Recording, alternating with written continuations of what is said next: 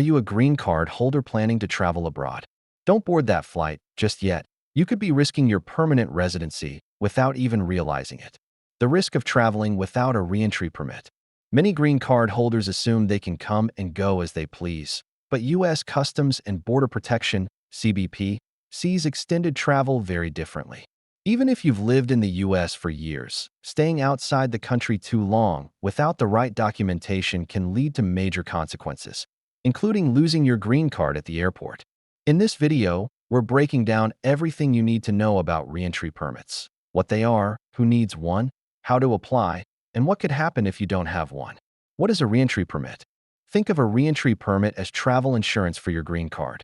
It's an official document that tells immigration, I'm going on a long trip, but I still live in the U.S. It looks like a passport, but it isn't one. It's solid proof of your intent to return and maintain permanent residency. Without this permit, CBP could interpret your extended absence as abandonment of your status, which can be grounds to revoke your green card. When do you need a reentry permit? Trips under 6 months, no permit needed, but maintain U.S. ties, such as a home, job, and tax filings. Trips between 6 and 12 months. A reentry permit is highly recommended to prove you plan to return. Trips over 12 months. A reentry permit is required. Trips over 2 years. You'll need a returning resident visa, SB-1.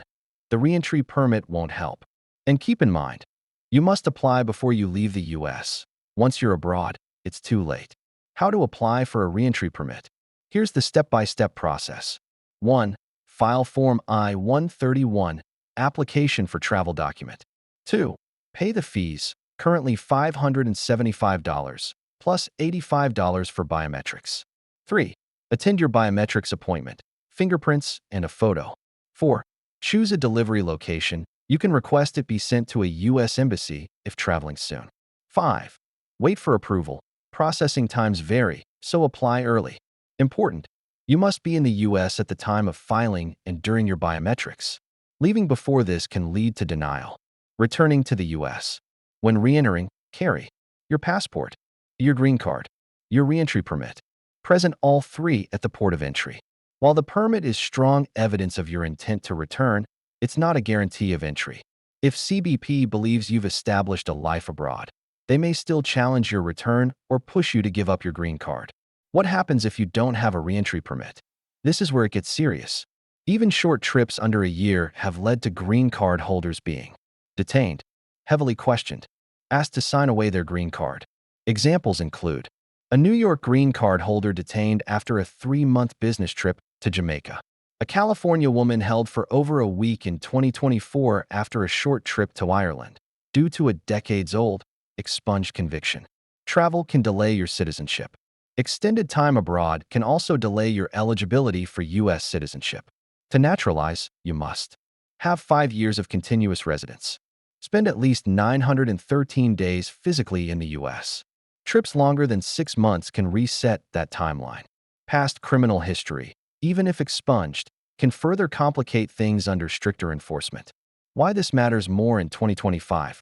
Under increased immigration enforcement, even lawful green card holders are facing more scrutiny at the border, social media screening, risk of detention or denial. Even countries like Germany have issued travel warnings for green card holders visiting the U.S. How to protect your green card while traveling. Immigration attorneys suggest apply for a reentry permit before any trip over 6 months. Keep strong ties to the U.S., home, job, bank account, and tax records. Carry your I-131 receipt if your permit hasn't arrived yet. Avoid any criminal activity. Even minor issues can cause major delays. Don't sign anything at the airport without legal advice. Can you renew a reentry permit? Not exactly. Permits can't be extended. Once they expire, you must file a new Form I-131. Attend biometrics again. Surrender the expired permit. If you've been abroad 4 out of the last 5 years, you may only be issued a 1-year permit instead of 2. Exceptions exist for U.S. government employees, international organization workers, missionaries, and athletes.